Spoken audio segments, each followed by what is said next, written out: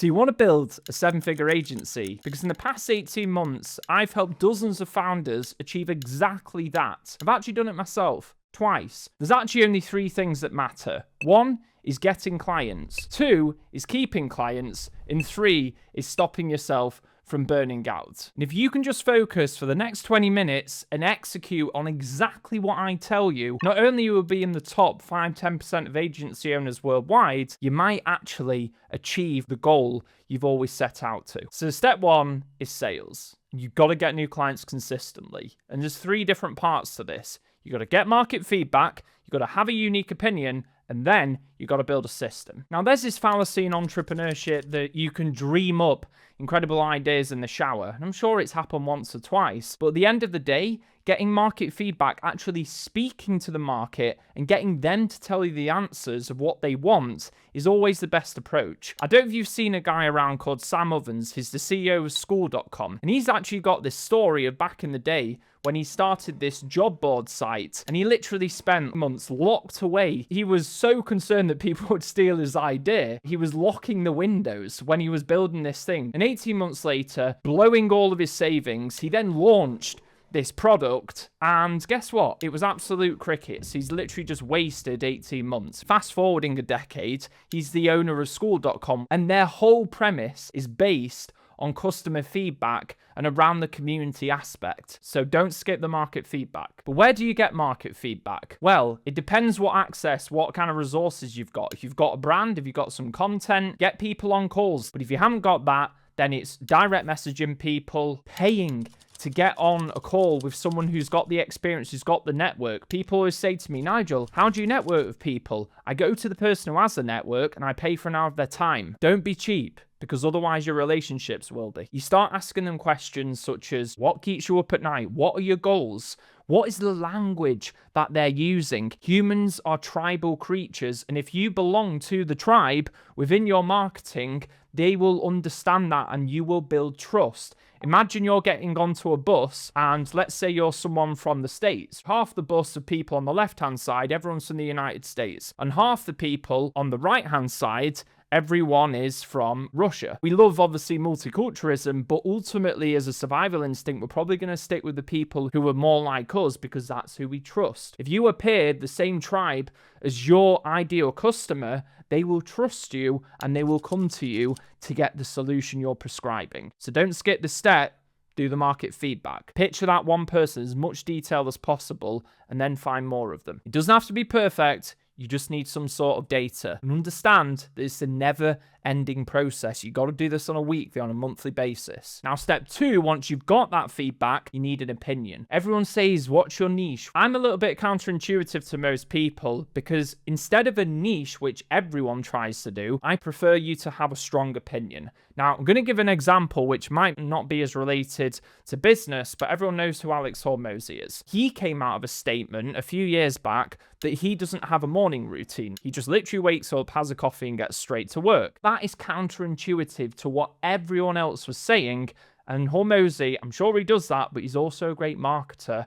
And he knows the power of standing up against what everyone else is thinking. And that's having a strong opinion so you get attention. But you actually have to believe it because he actually does that and he practices that. So thinking back to that market feedback, what you've got to do is think, your ideal customer, what's their dream outcome? Is it to make a certain amount of revenue, a certain amount of impressions on their social media profile, whatever that dream outcome is? You've got an opinion, which is the solution to getting them there. For example, a lot of people on LinkedIn say you need to grow your following, get loads of likes and impressions, and then you're going to get loads of customers. But there's a new narrative coming now, which is the likes and impressions don't matter. Just create content for your ICP and make loads of sales. So what's the unique solution that you have in your marketplace which can make you stand out? Because this is like a mega microphone, and because you have the unique solution, it will amplify out and it will just cut through all of the noise. Then after having your market feedback, you've got a unique opinion in the marketplace. Now we need a system to get clients. Now I'm sure you've all heard about how many touch points it takes to get a stranger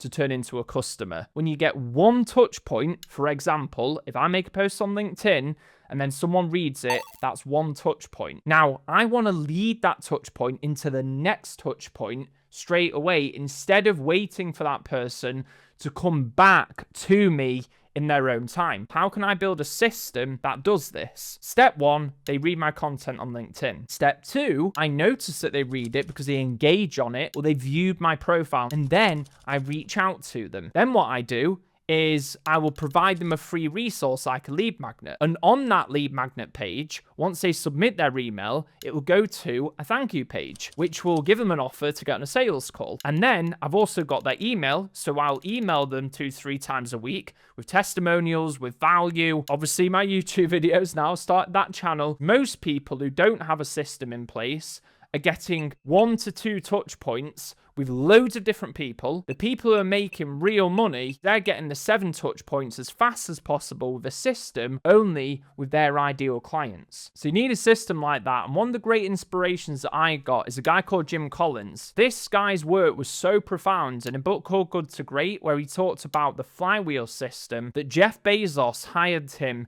to come and talk in front of all his Amazon employees, and he got all of his Amazon executives to read this book. That's how powerful the flywheel is, and that's what Amazon built a lot of their model around. And what a flywheel is, it's essentially a system that's really hard to turn at the start, but it stores energy and then it gives you energy back when you need it further down the line. You need to build a flywheel system within your business so it compounds on itself. And that's what you can do to get more and more touch points. And if you don't do this and you're only getting 1 to 2 touch points with your prospects, you know what you're really doing? You're actually warming them up for your competition. Because once they've got those 2 touch points and they want to buy something, they're still going to buy something. They just won't buy it from you. Before I show you how to keep your existing clients, if you are struggling with sales, I've actually just built an insane free resource. Let me quickly show you. So like I said, I've been building agencies for 6 years. And I work with a lot of clients in the space, and I've built out a training, a portal, a community for them. And what I wanted to do is give you a very small part of that portal and really to get you a client at a challenge within 10 days or less. And I genuinely believe that because, as you can see here, Victor, who recently joined, he used what I'm about to give you, reactivating old and current pipeline training, and he just signed a 10K cash deal with a 20% rev share in 10 days. That's why I know this challenge is possible, because people like Victor are doing it. If you click the first link in the description, you'll be taken through to this landing page. Just hit start now for free. You'll come into this portal and you'll get access to phase 1, building the roadmap. Now, there's a lot of different things in here, including that reactivating old pipeline training I've showed you, and also building the roadmap. Well, you'll get access to the business planner that we've tested with over 800 agencies. So you'll have complete focus on exactly what you need to focus on. You'll have the exact strategies of how to sign a client in 10 days or less. And the best part is it's all for free. All you've got to do is click the link below, put in your name, and you'll get access to the portal. Now, step 2, and this is the one where most agency owners go wrong, is keeping your clients. Now, the analogy I want to give you is a leaky bucket. At the start, your agency, because you're not going to be great operations, it's going to be like a leaky bucket. So it's going to have a hole in it. So you've got 2 options. You can either keep filling up with 10 clients a month in that leaky bucket, whilst clients obviously filter out the bottom, or you can spend some time to fix the holes in your buckets, so then 5 clients come in and they turn into 50 through referrals, through word of mouth, through upsells, and just delivering an incredible service. And I'm sure you've come across the term churn and burn agency. Well, that's what the leaky bucket situation is. So tackle the leaky bucket as soon as you can and fix those holes. Now, the first thing that's kind of counterintuitive to the $1 million mindset is actually doing the unscalable. So something that increased our retention rate by nearly 50% was giving out gifts to our customers. One of our best clients was coming up to a contract extension, and I wanted to get him a gift. And by the way, we were a pretty small agency at the time, so it's quite a lot of money for us. So I found this company that delivered alcohol online. The guy lived in New York. And what I did is I timed it right. So when we were on the client call to talk about the contract extension, he actually had a ring at the door. And he was like, hey, Nigel, I've just got a ring at the door. Let me just be back in 1 second. And I was like, I know what this is. And what I'd done is I'd ordered a bottle of champagne with a thank you note in there saying to him, thanks for being such an amazing client. And he came back with the champagne, the biggest smile on his face. And he then became our longest ever staying customer. So it's those small acts, the unscalable things that at the start you want to do. Things like gifting, things like being proactive, visiting your clients in person, because then that builds the base. That builds the reputation that you can then build the foundation upon the systems. Now, the second part is when you're starting to get more clients, you need to build a process. Now, to demonstrate this point, I'll ask you a question. Who are you going to trust more? If I said, hey, yeah, so I know how to build a $1 million agency, just pay me 10 grand a month. Or option B, hey, my name's Nigel. I've essentially built 2 7-figure agencies from scratch and documented it in front of my LinkedIn audience of 60,000 people. I've helped 300 other agency owners get similar results. And I've got a 6-step process in a 90-day period that takes you from X to Y. Who are you going to trust more? Well, obviously it's going to be option B, because we've got a process that we can follow, someone who's trusted, someone who's been there and done it. Because as humans, and your clients will definitely be thinking this, we never want to be the guinea pig. And the other part of this is, in your marketing, you can pair this up with your unique solution I told you from step 1. It can be part of this process. So I'm sure you've seen these things, the 3-step process to do this, or the 7-step process to do that. That's all they're doing. They're literally just putting an IP around their process, a secret sauce, if you will, and just coming up with a name. And if you've got the data and you know the customers you want to help and you've got the results, then build the process around it so your clients trust you more, they feel in control, and they feel like you're the expert. And that also means you can charge more for your services. And last step is, once you've got the process, now you need to make it repeatable. And this is where you really start going past those 100K months and more into the $1 million plus a year range. I spent a lot of time recently with a guy called Timothy Armu, and he built Fanbytes from nothing and sold it for an 8-figure exit. And one of the books that he recommended is called Built to Sell by John Warrillow. And this whole book is essentially a guy who's really chaotic. He's got a small agency and he meets this mentor who's built and sold agencies. And every single week he goes to this meeting with this mentor and he gives him tips and tricks. And one of the biggest things is he says, you've got to have a repeatable way to get your clients results. And this is why you should have an ideal client profile, not because of marketing, because it's easier to get results for the same kind of clients. If you're helping supplement brands increase their conversion rate by building high converting landing pages, and you've done it for 50 other supplement brands, what's going to be easier to get a result for? Is it going to be a fashion brand or another supplement brand? Obvious, right? Not only you'll be able to charge more for your services, also you're going to get the result in a much faster time. And what does time mean in business and agency land? Profit. And profit is cash, which means you can scale faster. So now we've got a system in place to get new clients consistently. We're keeping our clients for a long period of time, but, and here's the big but, and this is why most agency owners don't make it to those $1 million years. You burn out in the process. So this part, step 3, is don't burn out. You need to get help and hire a team. But Nigel, how do I know who to hire, when to hire, or what to hire? Let me ask you another question. Do you know the fastest way to lose weight? The fastest way to lose weight, scientifically proven, it's not going on new diets, it's not getting new running shoes or getting a fancy gym membership. You know what it is? It's jumping on the scales each and every morning. Now, what's this got to do with running your agency? And why is that even the truth? It's because when you jump on the scales, you're aware of what the real issue is. When you go to the fridge and you've got a chocolate cake or you've got a nice piece of fruit, you go for the fruit because you've got it top of mind. So the thing is most agency owners who aren't at those $1 million years yet, they don't even know what they're doing day to day. And I know this because I work with them. They told me what they thought they were doing.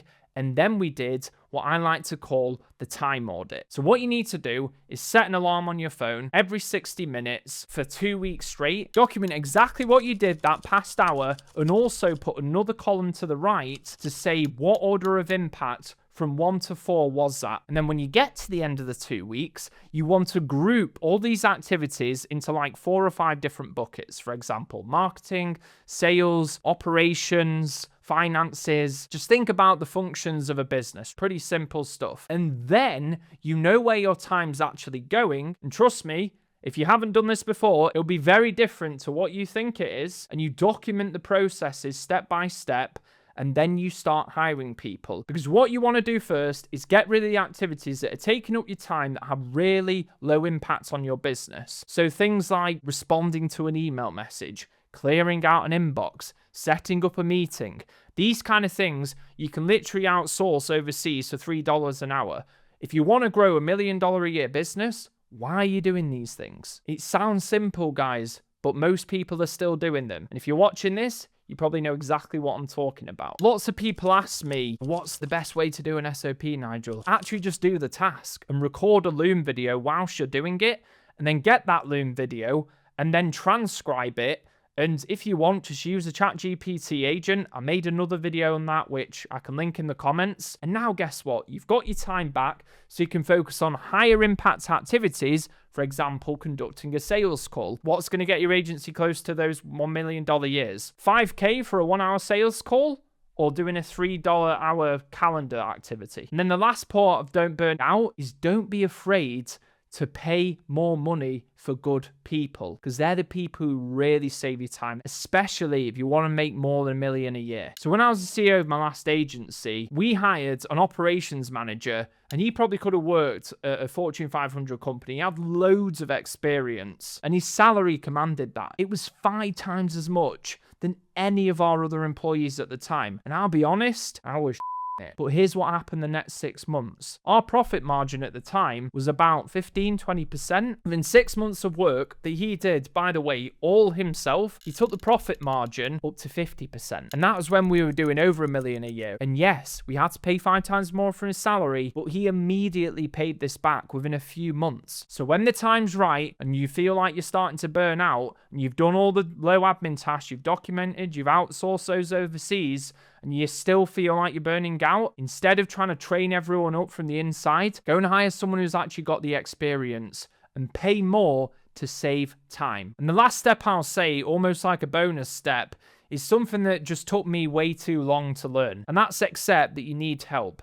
And the best way to get help is to pay for it. I appreciate you might think I have a bias because I work with agency owners at the moment, but regardless if you work with me or someone else, just go and pay and get the advice from someone who's been there and done it, because trust me when I tell you, you're going to get to $1 million a year a lot faster. People who are successful love helping others who are helping themselves. Now in this video, I showed you the high-level framework that I'd implement to build a $1 million agency. Although I didn't have time to go into all the details, especially when it comes to booking more sales calls with your ideal client.